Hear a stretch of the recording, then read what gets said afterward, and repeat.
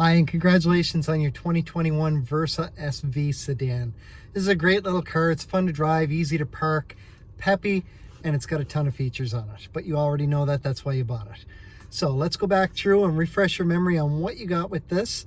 And at the end, if you still have questions, just let me know. We're going to start here at the infotainment system. We've got a beautiful 7-inch touchscreen display. It is called a floating display, and it's right into the dash there.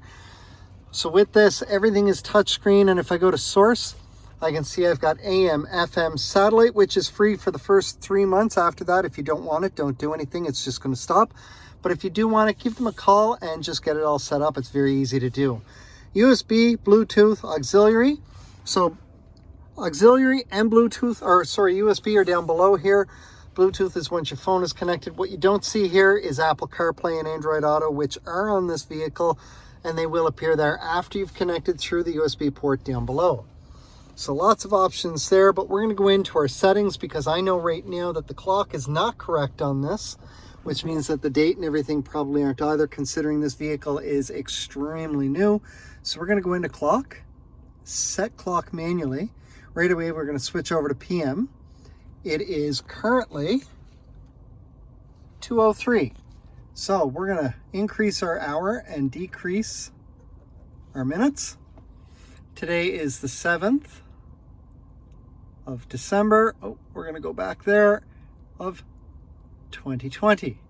So everything's as easy as that. You can see it's already corrected up there, and it is now correct over here as well. So I'm going to hit the back button here. And again, from the settings to connect a phone, you're going to go into connections. Then you would hit add new. From there, in your phone, you're going to go into the settings. And then you're going to go into Bluetooth. You may need to go into connections first. Once you're in Bluetooth, you're going to look for My Versa. Tap on My Versa, confirm that the pin on the screen matches what's on your phone, press pair, and then if you have an iPhone, you're going to press allow once. If it's an Android, you're going to press yes twice. Now, if you have an Android phone, there is an additional step that you need to take if you have a lock screen on your phone. Once your Bluetooth is connected, you're going to back out to the main screen and go down to security. Then you're looking for smart lock. In there, you're going to add a trusted device, and then you're going to add My Versa. This is going to ensure that your phone stays connected to the vehicle after the screen locks. From there, you can exit right out of the settings on your phone. And the fastest way to get out of the settings here is to hit the audio button.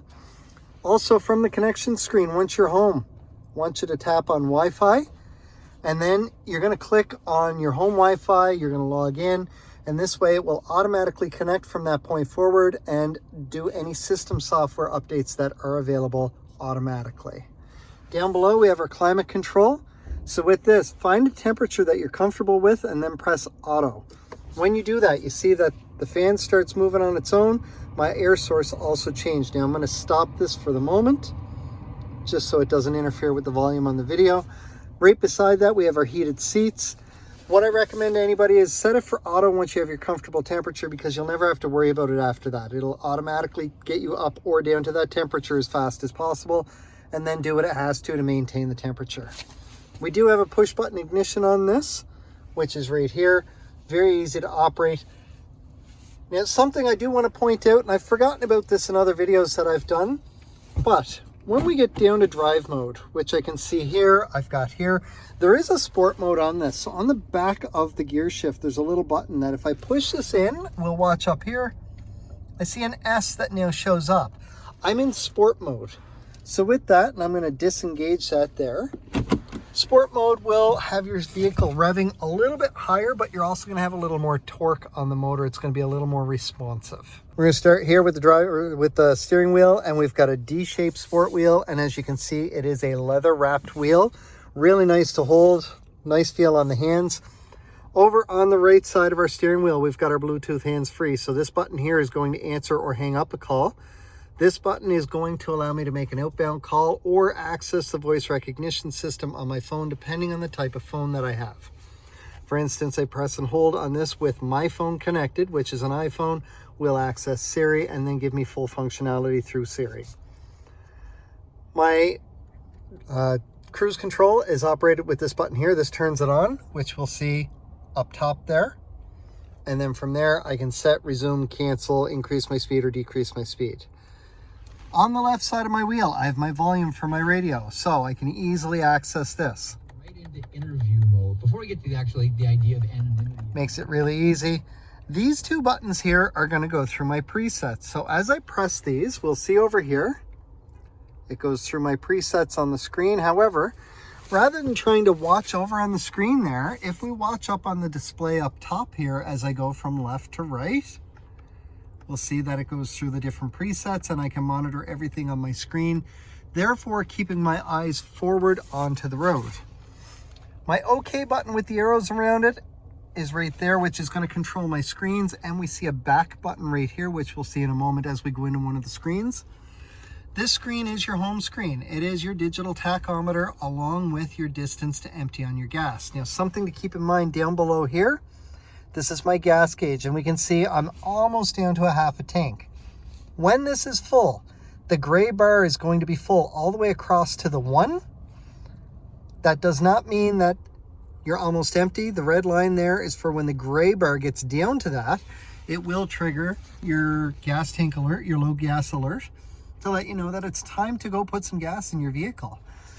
When the gray bar is full, your number up here is going to be much higher as well.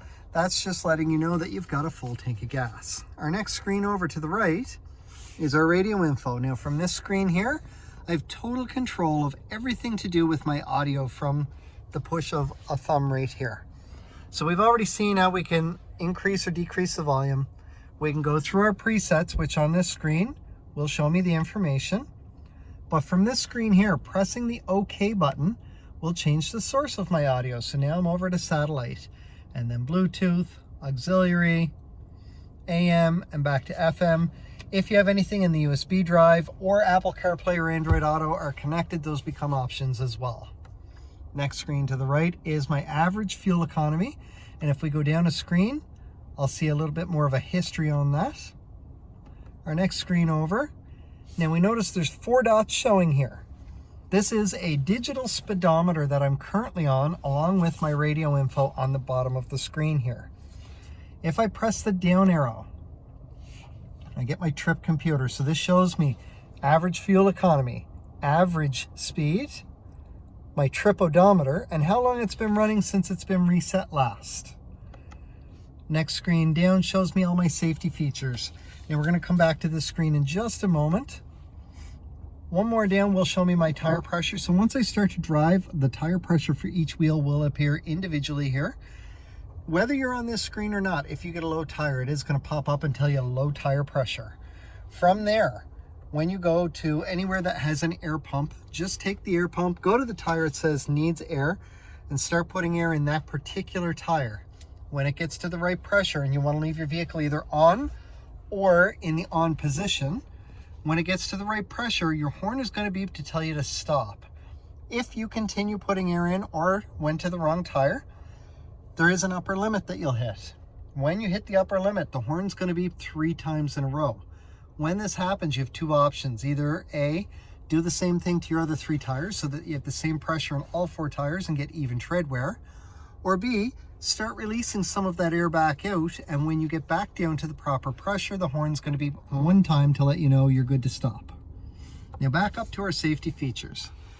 This vehicle is equipped with a lot of safety features, so we're going to go over them right quick.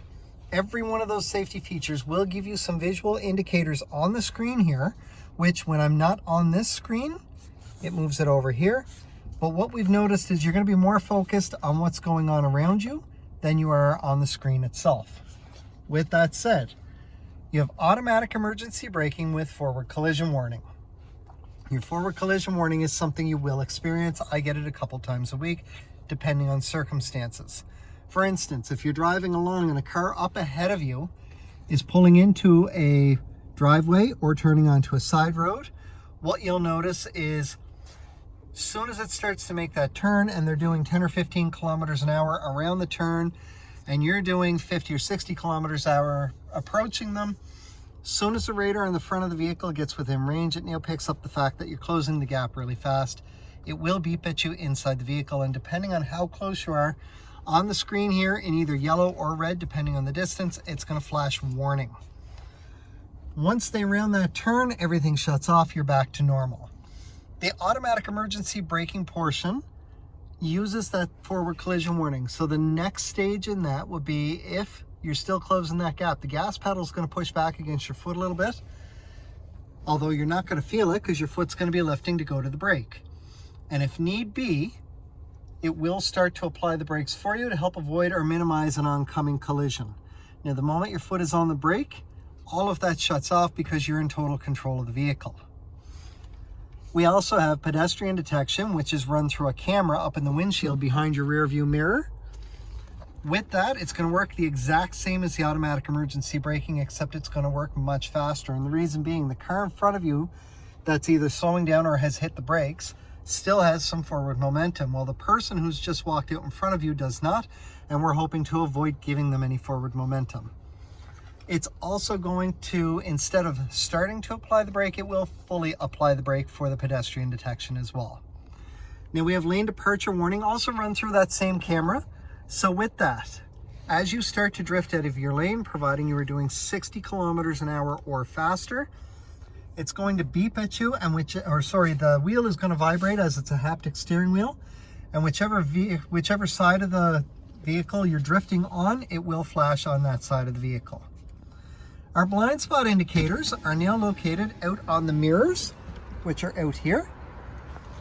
So when there's a vehicle in your blind spot and you have it on each mirror, the indicator on that side is going to light up and stay lit up a dull orange as long as part of that vehicle is in your blind spot.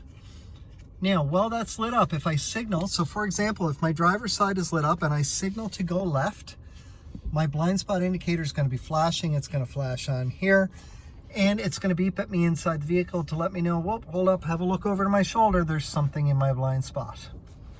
You have rear cross traffic alert, which if you're backing out of a parking spot and there's anything coming at you from either direction within approximately 2 car lengths, it is going to beep at you inside the vehicle. And whichever side the movement is coming from, your blind spot indicator on that side of the vehicle is going to be flashing to let you know you have something coming at you from that side. We have rear sonar in the vehicle, so as we're backing up, now with my backup camera here, I have distance markers, green, yellow, and red hash marks to show me how close I am to something. Whatever's behind you, if it's above the green hash marks, it's never going to make a sound. However, what you just heard there was our rear cross traffic. Now, if I'm backing up, soon as whatever's behind me gets around the green hash marks or lower, it's going to start beeping at me, and very, very slowly. And the closer I get, the faster the beeping's going to get. Now, once I get down close to these red hash marks, I'm going to get into a steady tone, and if I'm still backing up at that point, then the vehicle is going to fully apply the brakes for me with the rear emergency braking. So the beeping that you just heard there was because of the gentleman who just walked behind us, so it gives us an idea of how that beeping works. As you heard it start off at a medium speed and then get really fast. Had he been close enough, it would have went to a steady tone, and if I had started to back up, it would have fully applied the brakes because of how close he was and therefore stopping me before I hit him. With this vehicle as well, we've got auto headlights, which we're going to set right now, and with that you have high beam assist. High beam assist is when you flick your headlights into the on position for the high beams, and the headlights are set for auto. You will see a green bullet that's going to show up. Now I'm going to force this situation by covering the sensors for the lights. We should see our lights come on here. And if I push it forward, we'll see it go into the high beam assist position. So this turns off my fog lights as we saw right there, because if I go back, my fog lights are on, go forward, and now they're off. But my high beam assist is now on. Now when you're doing 40 kilometers an hour or higher, and you're in a dark enough area, the high beams will automatically come on. The moment that there is a vehicle ahead of you, whether it's going the same direction or coming at you, it will automatically turn off the high beams. This will happen anytime that you're in an area that's not well lit. If you are in an area that is well lit, regardless of nothing being in front of you, the high beams will not come on. That is all the safety features that are on our vehicle, but we're going to go back through now and we're going to hop over and have a look at the next screen. After we go back up, and now over to our settings. There is a couple settings that I do like to change in here. First off, we want to go into driver assistance and make sure everything is turned on. So the lane departure warning is on. Blind spot indicators are on. Emergency brakes are on, front and rear. My parking aids. So the sonar and the rear cross traffic is on. Now you see with the sonar, I can go down and adjust the volume on that and the range for it, which is really nice. Driver attention alert. So this is a neat one. If you're driving along and you have to correct your steering a couple times, so a few times you got to pull yourself back into the center of the lane. After doing that upwards of a half a dozen times, you are going to have a coffee cup that pops up on the display here and says time for a break. What it's telling you is you might not be as alert as you were when you started driving, and it might be time to take a break. So we're going to back out of here. We're going to go into customize display, main menu. Our home screen is on, the drive computer, driving aids is on, tire pressures is on. Your coolant temperature, now I tend to turn this on. It's up to you whether or not you want to turn it on. And then we're back to the top. So we're going to exit out of here. And we're going to exit again and come down to vehicle settings. With this, we're going to come down to locking. And then auto door unlock. We can see it's set for ignition off. So Nissan vehicles by default will automatically unlock your doors for you when you turn the vehicle off. Most people prefer that the moment they shift into park that it unlocks the vehicle. So we're going to do that right now. And then we're going to back out. We're going to back out again and go down to wipers. And we're going to turn on speed dependent. Now something else here at the top of the screen is rear door alert. This is a safety feature from Nissan where if you have a small child, you may want to turn this on, or if you have an animal. Basically what happens here is when this is on, and I recommend setting for horn and alert, when the back door of your vehicle opens, it triggers this and it will pop up with a message on the screen that says rear door alert active. And then when you get where you're going and you turn the vehicle off, if you do not open those back doors within the first 15 to 30 seconds, your horn is going to start beeping at you. It'll beep 3 times in a row, then pause, then beep 3 times in a row. It's telling you that you forgot something in the back seat, whether it's your backpack, a purse, a child, a dog, your groceries, whatever the case may be, you have forgotten something back there. This only works by opening and closing the back door. For instance, if I'm sitting in the front seat and I turn around and put my lunch bag in the back, this is not active because I have not opened the back door. It's a great safety feature that Nissan started putting into a lot of our vehicles in 2018. We're going to back out of the vehicle settings and come down to maintenance, oil and filter. And again, with the 2021s, this is something new. We're going to go through and it's no longer 8,000. We are at 16,000 kilometers for your oil changes, although your regular maintenance should occur every 8,000 kilometers. Check your owner's manual. There are lots of things that are recommended to be checked at 8,000 kilometer intervals, but your oil and filter now only needs to be done every 16,000. We'll back out of there. Our clock is already good. The unit and language is fine for us here in Canada. Feel free to play with your settings. As you see, you cannot mess anything up. The factory reset is there, and if you want it set the way I have it set, you just saw how to do it. Just go back in the video and you'll be able to see it again. And that takes us back to where we started. One last thing to go through here is with our key fob. We've got our panic button, or find my car in a parking lot. We've got the button to undo the trunk on it to open it up, unlock and lock. Now with this, if you get in and your key fob battery is starting to get low, you're either going to get a message up here that says low key fob battery, or you're going to go to start the vehicle and it's going to pop up and say incorrect key ID. Don't panic, your key is with you. Otherwise it would say that there's no key present. What I want you to do at that point is give it a second, let the message go away from up here and then try again. It should start. If you hit the point that it's just not starting, it's time to think about replacing the battery inside your key. If it won't start, with your foot on the brake, use the Nissan emblem on the front of the key fob directly against the start button and use that to push your button in. That will still start your vehicle even though the key fob battery is pretty much dead. Now, if it's so dead that you can't unlock your vehicle, On the back of it, there's a little switch that if I push it over and lift up, there is a key for the driver's side door. To switch my battery out, I'm going to take something flat and put it into one of the two little recessed areas there and give it a twist. This will pop this open, and inside there is a battery. The battery is like a watch battery, just a little bit larger, and the number on the battery is the battery size. Batteries sell for about $6 or $7 each at any big box store. Please don't use a dollar store battery. They only last 2 to 3 months typically. Or if you like, you can take it to your nearest Nissan dealership and they will do everything for you for about $1 more than what you would pay to do it yourself, but they'll test the battery in the process for you. Makes everything really nice and easy. Just clip it all back together like so, and you're good to go. Congratulations again on your 2021 Nissan Versa sedan. This is the SV trim level. I know you're going to love this car. It's a lot of fun to drive. It's great on gas.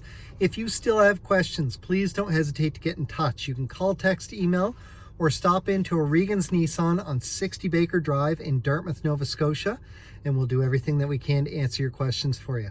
I look forward to seeing you when it's time for your next vehicle, and if you're in service for your regular maintenance, please don't hesitate to stop by and say hello.